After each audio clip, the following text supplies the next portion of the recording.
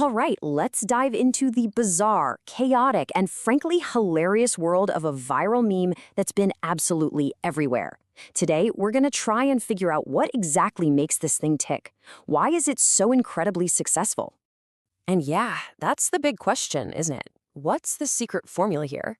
How does a bunch of seemingly random skits, all set in a public bathroom, of all places, manage to get millions of views and just stick in your brain? Well, believe it or not, there's a real method to this madness. So the material we're breaking down today comes from a compilation called Bathroom Breakthrough, and it's pretty much what it sounds like. It's a whole series of short, sharp, kind of wild skits that all take place in one very specific, very public setting. Now, when you first watch this, your initial reaction is probably just, what is even happening right now? It feels like pure, unfiltered internet chaos. You've got characters stuck in stalls, you've got this weird audio going on, the whole vibe is just frantic energy. It really does seem completely random. But, and this is the cool part, if you look a little closer, a really clear pattern starts to emerge.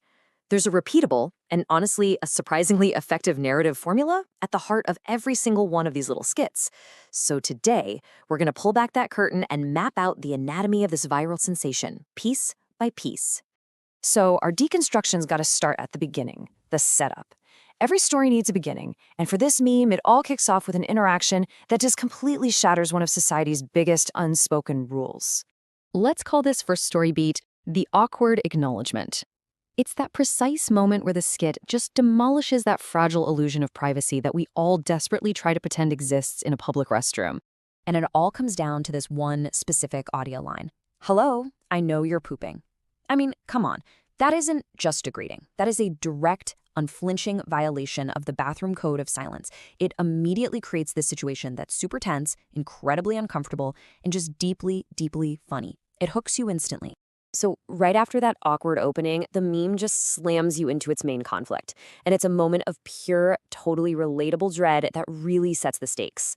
And this, right here, is where the genius of this meme really shines. It taps into a fear that is completely and totally universal. It doesn't matter who you are, where you're from, you understand the sheer terror of this specific situation. You can almost feel the emotional journey, right? First, there's that moment of relief. The task is complete. Then you have that confident, almost casual reach for the toilet paper. Then the shock. You feel nothing but a cardboard tube. And finally, that cold, sinking feeling of dawning horror. We have all felt some version of this panic. Okay, so we've got the awkward setup and the relatable crisis. So how on earth does the meme resolve all this tension? Well, it's with a punchline that is just as aggressive as it is absurd.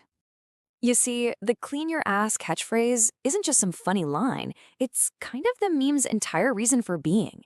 It acts as this chaotic, demanding call to action that solves the problem in the most unexpected way possible. It's not a suggestion, it is an order, and that sudden, aggressive shift is what makes it so funny. So we've identified the 3-act structure, right? Awkward setup, relatable crisis, chaotic resolution. But just understanding the structure is only half the battle. To really get why it's so effective, we have to look at the psychology that makes it so sticky. Ultimately, this whole thing works because it's a perfect storm of our most common anxieties. It hits on that fear of social awkwardness with that first line. It preys on our sense of total vulnerability in a public space. It highlights the panic of a sudden, unexpected crisis, and that feeling of helplessness when you realize you have zero resources. It's basically a masterclass in relatable dread.